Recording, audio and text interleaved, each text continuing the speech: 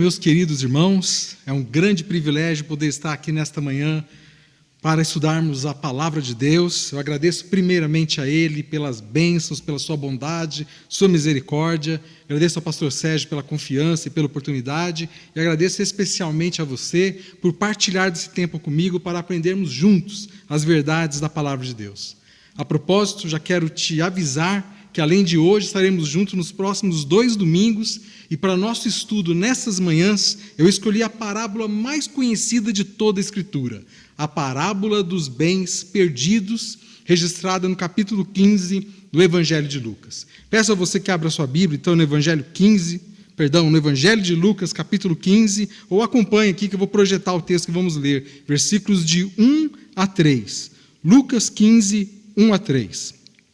Diz a palavra: aproximavam-se de Jesus todos os publicanos e pecadores para o ouvir, e murmuravam os fariseus e os escribas, dizendo: este recebe pecadores e come com eles.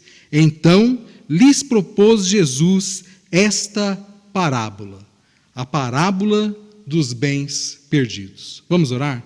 Pai querido, eu te louvo pela tua bondade, o teu amor. Obrigado por podermos estar nesta manhã na tua casa para estudar a tua palavra, Deus. Peço que o Senhor entre em cada lar nesta manhã, abençoando, Deus, curando, salvando. E, Deus, o Senhor possa fazer que a tua palavra encontre guarida nos corações. Ajuda a mim que eu fale coisas vindas do alto e não de mim mesmo. Em nome de Cristo, peço essas bênçãos e agradeço. Amém. Eu comecei dizendo que esta parábola se chama Parábola dos Bens Perdidos, mas provavelmente você a conhece com outro nome. Na verdade, você a conhece como 3 parábolas distintas. A parábola da ovelha perdida, a parábola da dracma perdida e a parábola do filho pródigo. E esta, sim, com certeza, a parábola de Jesus mais conhecida de todas. Mas hoje, nós vamos ter a oportunidade de entender que Lucas 15 registra, na verdade, uma única parábola com 3 figuras. A trilogia de Jesus não são desenhos separados, mas 3 painéis de um só quadro. O que temos aqui, então, não são 3 parábolas, mas uma só com 3 aspectos. Por meio dessa trina narrativa, Jesus ele estabeleceu o fato supremo e sublime que ele, o Filho do Homem, entrou no mundo para buscar e salvar o perdido. Se você analisar, verá que não há interrupção nos versículos. Uma ilustração flui para dentro da outra. Quando nós lemos, Jesus lhes propôs esta parábola, a forma singular, esta parábola, significa que o capítulo inteiro constitui essa única narrativa. Há níveis que se sucedem na parábola, mas não há interrupção. As ilustrações que Jesus usou, nelas fundem-se, elas se combinam umas com as outras, mas elas são únicas. Veja, por exemplo, no versículo 8, como começa a história da dracma perdida. Ou qual é a mulher? O versículo ele começa com essa conjunção alternativa, ou isto ou aquilo. É como o pastor que perdeu uma ovelha, ou como uma mulher que perdeu uma dracma. Agora veja como começa a história do pai e dos filhos perdidos no versículo 11. Continuou, certo homem tinha 2 filhos. Continuou o quê? Continuou a parábola que iniciou lá no versículo 4. Então, assim, para nós entendermos o ápice dessa parábola, que é a história do pai e dos filhos perdidos, nós precisamos primeiramente entender a história da dracma perdida.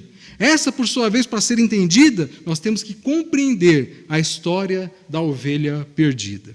Então, eu dividi o nosso estudo dessa parábola por esses 3 domingos da seguinte forma. Hoje, com a graça de Deus, nós vamos ver o pastor e a ovelha perdida e a mulher e a dracma perdida. No próximo domingo, nós vamos começar a história do pai e os filhos perdidos, e vamos analisar o filho mais novo. E no dia 27, o pai e os filhos perdidos, último capítulo, o filho mais velho. Então, me acompanhe nessa jornada pela parábola dos bens perdidos.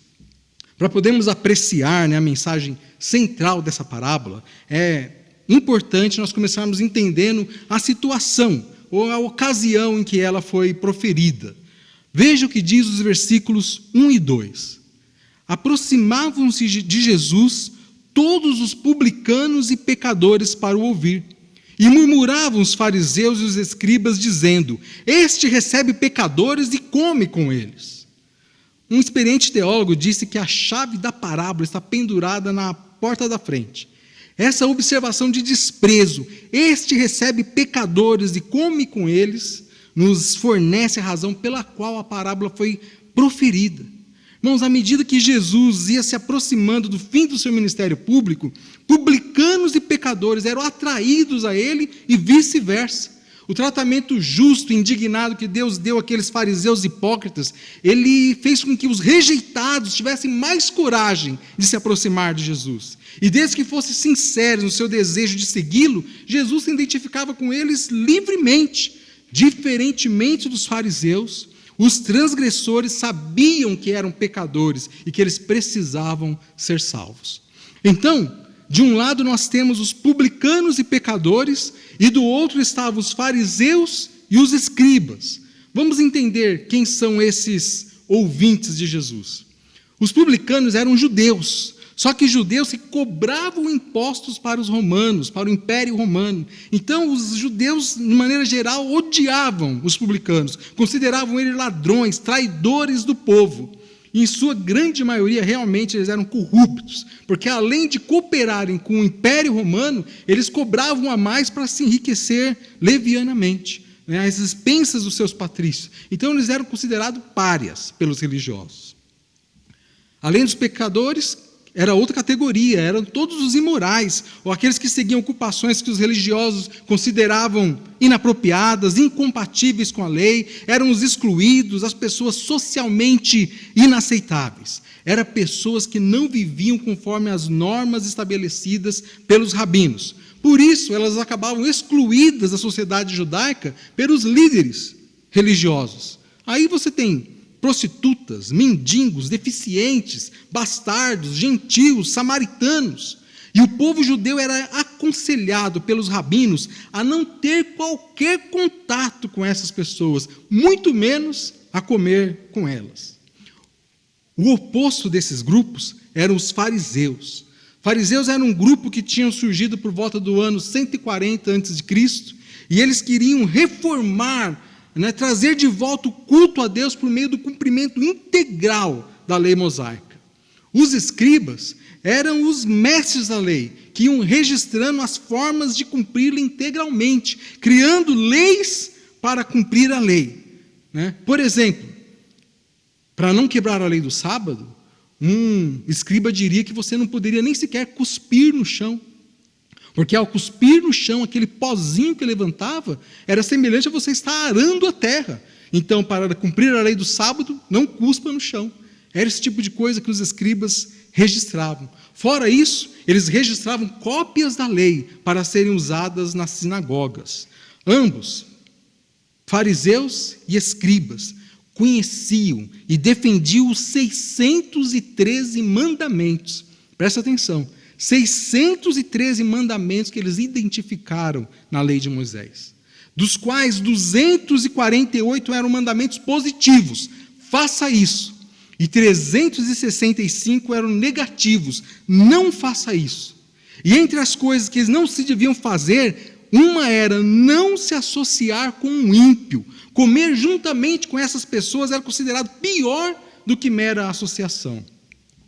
A comunhão à mesa, em quase toda parte do mundo, irmãos, é um assunto relativamente sério. Em todas as culturas existem regras, como você faz uma refeição com outras pessoas. E isso é verdade especialmente no Oriente Médio, onde até hoje, convidar um homem para uma refeição é uma honra, é uma oferta de paz, de confiança, de fraternidade, de perdão. Em suma, compartilhar uma refeição é compartilhar da vida. E essa parece que era a situação retratada aqui. Jesus estava partilhando uma refeição com publicanos e pecadores. E suponho, como não haviam restaurantes naquela época, que essa refeição estava acontecendo ou onde Cristo residia, ou onde esses pecadores, ou um desses publicanos residia. Não é? E à porta deles estavam esses fariseus e seus escribas desconcertados com esse comportamento imoral de Jesus, onde já se viu comer com pecadores. Daqui a 2 domingos, no último domingo, eu vou te dar uma evidência ainda mais fiável dessa questão. Só que não para por aí. Além de comer com pecadores, há a possibilidade de que Jesus estivesse hospedando pecadores. Veja que a acusação é que este recebe pecadores e come com eles. O verbo grego, traduzido aqui no texto por recebe, muitas vezes dá a entender hospitalidade. E num banquete oriental, o hóspede ele está trazendo honra à casa em que é recebido. Ou seja, no entendimento dos fariseus, Jesus está se sentindo honrado em receber aqueles publicanos e pecadores. E isso era considerado uma ofensa muito mais séria aos fariseus do que meramente comer com pecadores de maneira informal ou aceitar os seus convites, como ocorreu, por exemplo, no caso do publicano Zaqueu, lá em Jericó. Então foi isso que ofendeu a sensibilidade cultural e teológica dos fariseus. Eles não aceitavam a liberdade com que Cristo interagia com essas pessoas. E em resposta ao escárnio farisaico sobre receber pecadores, Jesus retratou então em sua parábola o esforço da Trindade em procurar e salvar esses pecadores. Então parece que Jesus vai até o lado de fora dessa casa onde está tendo essa refeição, e ele fala para esses fariseus e para esses escribas: eu posso contar 3 histórias para vocês? Veja o que diz o versículo 3. Então lhes propôs esta parábola. A primeira parte da história que Cristo conta é a história que nós conhecemos como o pastor e a ovelha perdida. Olha o texto dos versículos 4 a 7. Qual dentre vós é o homem que, possuindo 100 ovelhas e perdendo uma delas, não deixa no deserto as 99 e vai em busca da que se perdeu até encontrá-la? Achando-a, põe sobre os ombros, cheio de júbilo, e indo para casa, reúne os amigos e vizinhos, dizendo-lhes: alegrai-vos comigo, porque já achei a minha ovelha perdida. Digo-vos que, assim, haverá maior júbilo no céu por um pecador que se arrepende do que por 99 justos que não necessitam de arrependimento. A primeira parte da parábola que Jesus apresenta é a do pastor em busca da ovelha perdida. Um pastor tinha um rebanho com 100 ovelhas e ele percebeu que havia perdido uma. Então ele deixou as 99 no aprisco, lá no deserto, para procurar a sua ovelha perdida. Quando a encontrou, ficou muito feliz, colocou a ovelha sobre os seus ombros e voltou para casa. E ao voltar, ele chamou os amigos e vizinhos para celebrarem com ele o fato que ele tinha encontrado a sua ovelha perdida. E Jesus disse que no céu também há uma festa quando um pecador se arrepende. Irmãos, a salvação de um pecador é um motivo de celebração maior do que 99 justos que não precisam se arrepender. Os fariseus e os escribas que ouviram Jesus usar essa figura de linguagem de um pastor de ovelhas, ao referir-se a si próprio e a sua grande obra, eles estavam familiarizados com o seu uso no Antigo Testamento. Lembre-se que Moisés e Davi foram pastores profissionais e também tiveram essa função como líderes do rebanho de Deus. E havia muitas referências proféticas a respeito do próprio Messias, que surgiria como um pastor ideal, o qual veria as multidões perdidas como ovelhas que não tinham pastor. Você encontra isso em Salmos 23:1, em Zacarias 11, versículos 16 e 17. Podemos também encontrar uma referência a Deus como um pastor no livro de Isaías, que era um livro apreciadíssimo na época. Olha o que diz o capítulo 40, versículos 10 e 11. Eis que o Senhor Deus virá com poder, e o seu braço dominará, e eis que o seu galardão está com ele, e diante dele a sua recompensa. Como pastor, apacentará o seu rebanho, entre os seus braços recolherá os cordeirinhos e levará no seio, as que amamentam ele guiará mansamente. Quando o Senhor surgiu entre os homens, ele reivindicou para si o título de bom pastor. Aqui em Lucas, ele procura as ovelhas perdidas. Lá em João 10, versículo 11, ele morre por elas. Eu sou o bom pastor dá a vida pelas suas ovelhas. As ovelhas perdidas em questão não são os pecadores degenerados, uma vez que o bom pastor deu a sua vida pelos ímpios. Ele veio para salvar os que estavam perdidos no pecado, aqueles a quem Isaías se refere como ovelhas desgarradas, lá no capítulo 53, eram aqueles que tinham escondido seus rostos do Senhor, que o haviam desprezado e rejeitado, e por cujas iniquidades o pastor seria afligido e golpeado por Deus.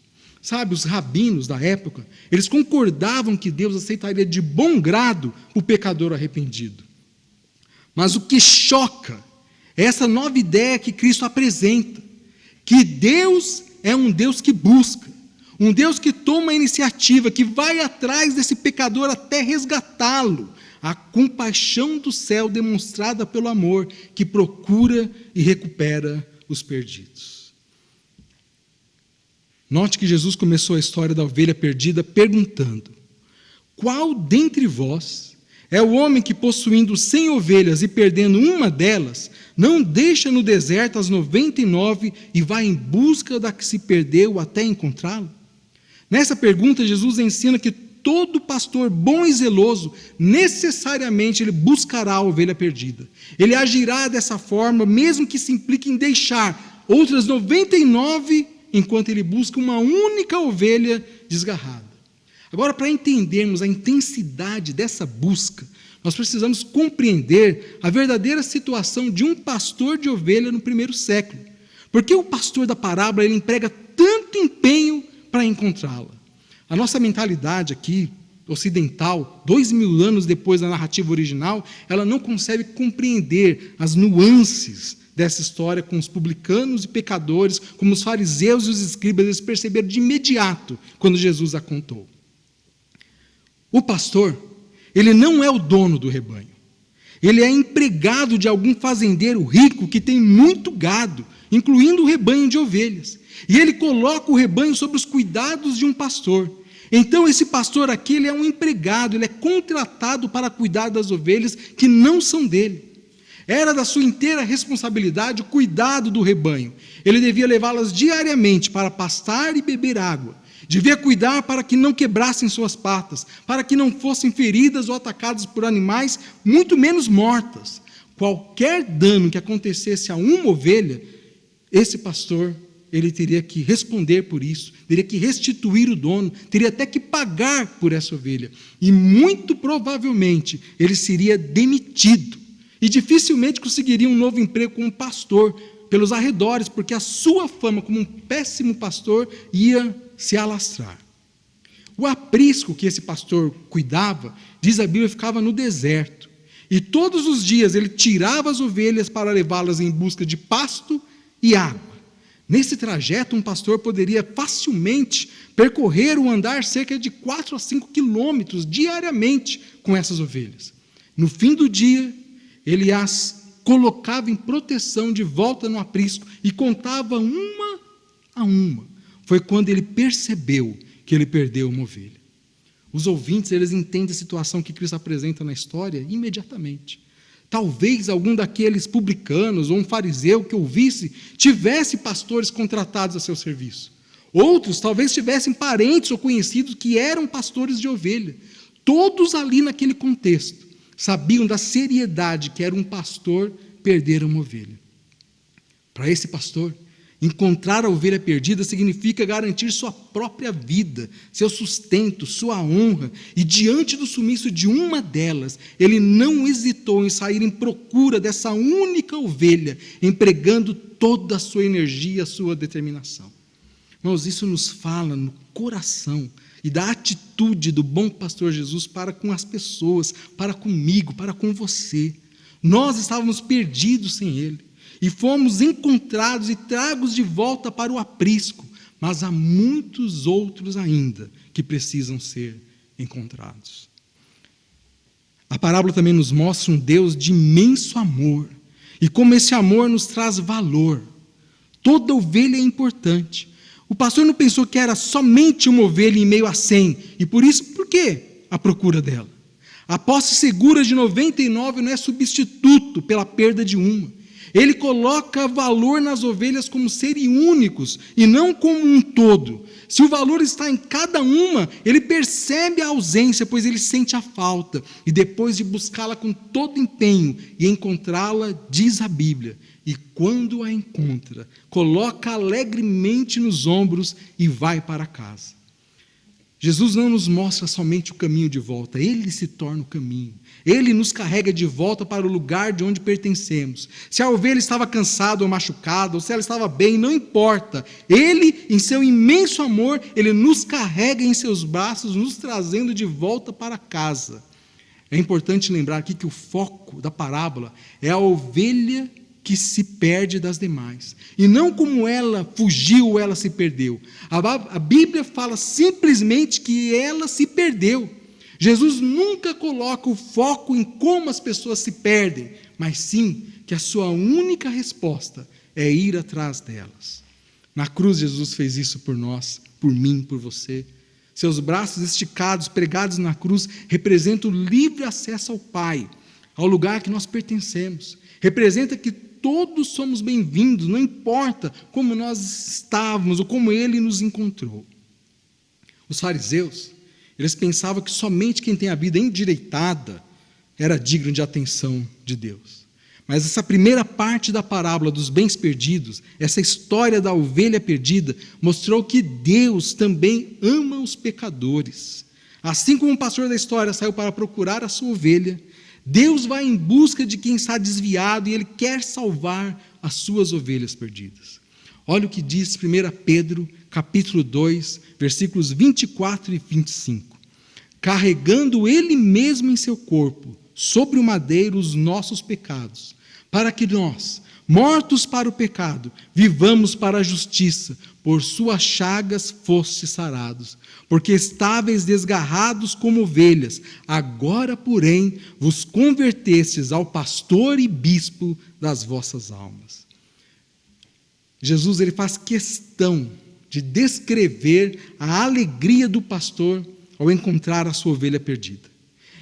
Ele reúne seus amigos e vizinhos para juntos festejarem.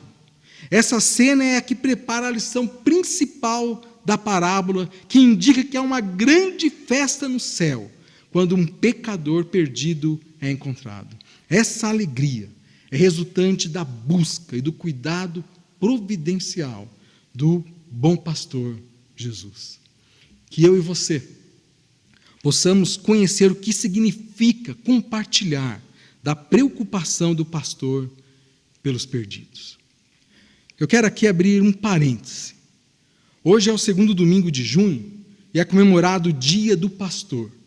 E a palavra de Deus nos instrui em Hebreus 13:7.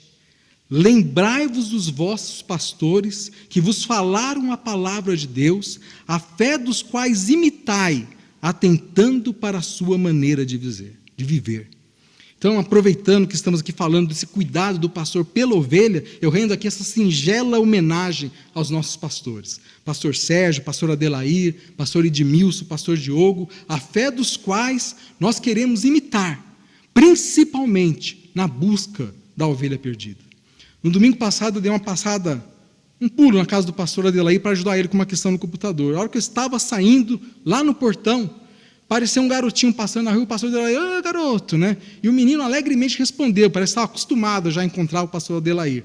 E quando ele passou, o pastor Adelair falou para mim, eita, hein? Esse menino numa classe de boas novas. Irmãos, é esse amor do pastor, né? Para ele, toda ovelha fora do aprisco é uma ovelha perdida que precisa ser resgatada. É esse amor que nós precisamos imitar, dos nossos pastores e do pastor Jesus. Continuando a parábola dos bens perdidos, Jesus queria garantir que essa mensagem ela fosse entendida por todos os ouvintes, publicanos e pecadores, fariseus e escribas, homens e mulheres, velhos e crianças, e por isso ele conta a segunda história, a história da mulher e a moeda perdida, ou a mulher e a dracma perdida, versículos de 8 a 10. Ou qual é a mulher que, tendo 10 dracmas, se perder uma, não acende a candeia, varre a casa e a procura diligentemente até encontrá-la? E tendo achado, reúne as amigas e vizinhas, dizendo: alegrai-vos comigo, porque achei a dracma que eu tinha perdido. Eu vos afirmo que, de igual modo, há júbilo diante dos anjos de Deus por um pecador que se arrepende. Se o pastor, ele procura a sua ovelha, isso simboliza a ternura divina, a mulher humilde que procura pela sua moeda de prata com tanta diligência e cuidado é um quadro do zelo divino. Depois de usar então a ilustração de um homem que tinha perdido a sua ovelha, Jesus agora se volta para uma mulher a qual procura algo que está perdido, que ela possui e está perdido. Alguns acreditam que essa variação foi para interessar uma classe diferente de ouvintes, ou seja, as mulheres também ouviam a Jesus e seguiam a Jesus atentamente e talvez tivessem pouca experiência em procurar ovelhas perdidas. Eu não sei você, mas em casa, quando eu perco alguma coisa, irmãos, raramente eu acho. Aí eu tenho que apelar para a Michele, né? E ela, com aquele olho de lince, acha, olha para mim, você não sabe achar nada, né? E não é machismo, né? Mas parece que as mulheres elas têm mais facilidade de procurar coisas perdidas em casa, né? É mais fácil do que para os homens, você há de concordar comigo. Agora, essa história não te parece meio boba? Quem fica alegre porque encontrou uma moeda perdida? Ou ainda, quem faz uma festa porque encontrou uma moeda perdida? Suponha que você tem um faqueiro com 10 facas e você perde uma. Tá, você pode até ficar chateado por ter perdido a faca, mas daí fazer uma festa porque você encontrou a faca perdida, ou então você mandar um WhatsApp na quarta-feira para o pastor para agradecer no culto de oração pela faca que você encontrou, seria algo um pouco demais. A mulher, na história, ela tinha 10 dracmas, mas ela perdeu uma. A dracma era uma moeda de prata grega bastante comum no tempo de Jesus. O salário por um dia braçal de serviços era uma dracma. Isso equivaleria nos nossos dias a mais ou menos R$150. Então você percebe que não se trata de perder uma moeda de R$1. Naquele contexto era muito dinheiro.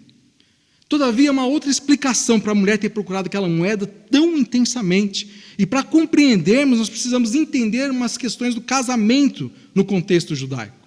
A filha, ela era um bem valioso para o pai. E para ter a mão da pretendida, o noivo tinha que pagar o preço da noiva, o dote, para o pai dela. Isso era um costume antigo e em muitos países ainda existe. Aliás, andei estudando essa semana, viu, Luísa e Laura, fiquei pensando seriamente nesse assunto, viu? E na cultura judaica, parte desse dote, que era pago em moedas, não havia cédulas, né? Era entregue pelo pai à noiva no dia do seu casamento. E esse dinheiro seria a garantia de sua subsistência por meses, ou até por anos, caso ela viesse a ficar sozinha, viúva, desamparada por qualquer razão. Até porque se uma mulher ficasse viúva, ela tinha 3 alternativas basicamente naquela época. Ou ela poderia voltar para a casa do pai, que tentaria arranjar um novo marido para ela, um remidor talvez dentro da própria família, o que era muito difícil. Ou ela passaria então a viver mendigando, ou ainda, a pior das alternativas, a prostituição, que infelizmente era algo muito comum. Aquelas dracmas eram a parte do dote que ela recebeu do seu pai. Por isso, cada uma daquelas moedas era muito valiosa. Significavam sua garantia de vida, de sobrevivência. E isso faz com que ela se empenhe ao máximo em procurá-las, até a encontrar. As casas, na época de Jesus, simples, eram pequenas, elas tinham uma porta de entrada e elas não tinham janelas. E mesmo de dia eram muito escuras.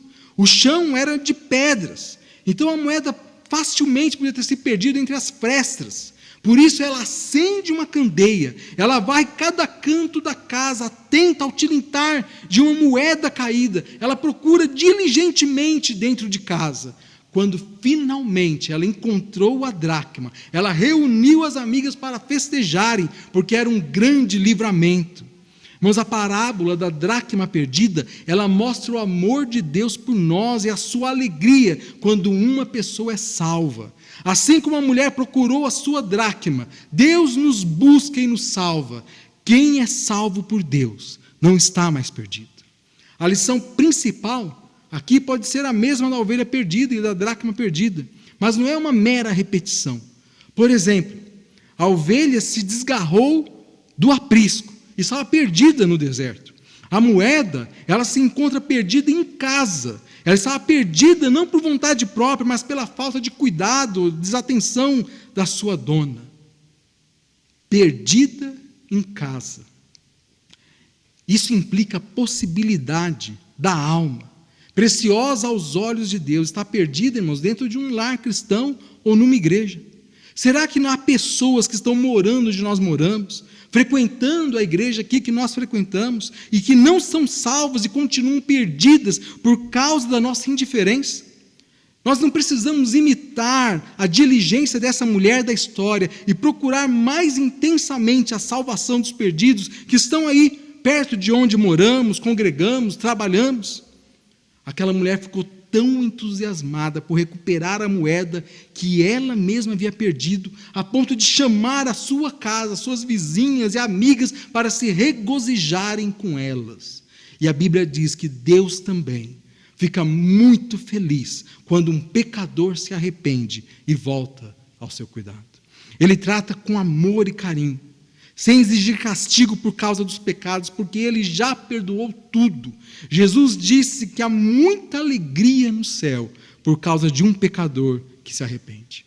Assim como uma moeda tem valor, cada pessoa tem valor para Deus. Mas Ele não nos conta como dinheiro, assim como a mulher se preocupou com aquela dracma, apesar de ter outras 9. Deus se preocupa com cada pessoa individualmente. O valor que Deus dá a cada indivíduo é incalculável. As duas histórias, a da ovelha perdida e da dracma perdida, elas têm uma verdade evangélica definida. A igreja, que é conhecida como corpo de Cristo, ela é chamada para estender o seu amor e interesse aos homens, mulheres, crianças que estão por aí, espiritualmente perdidos no mundo. Os membros da igreja, cada um de nós, são convocados para procurar os que estão perdidos e para dizer aos que vivem no pecado que Cristo morreu pelos ímpios.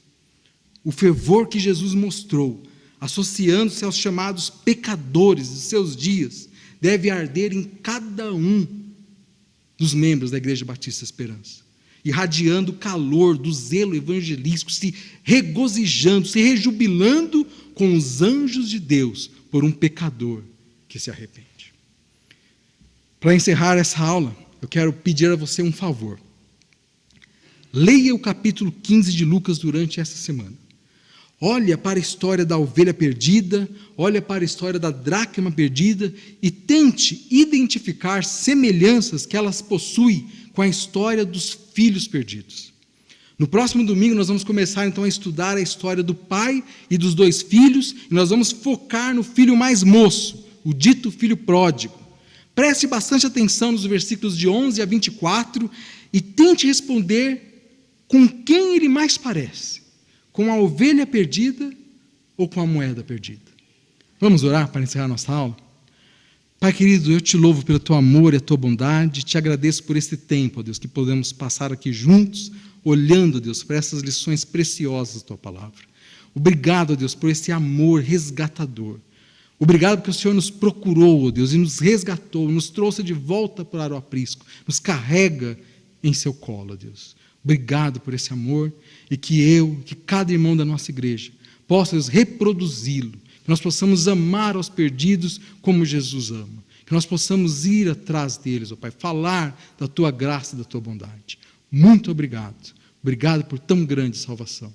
É em nome de Cristo que eu peço e agradeço. Amém, Senhor. Queridos, tenham todos um excelente domingo. Nos encontramos daqui a pouco no culto às 11 horas. Deus te abençoe.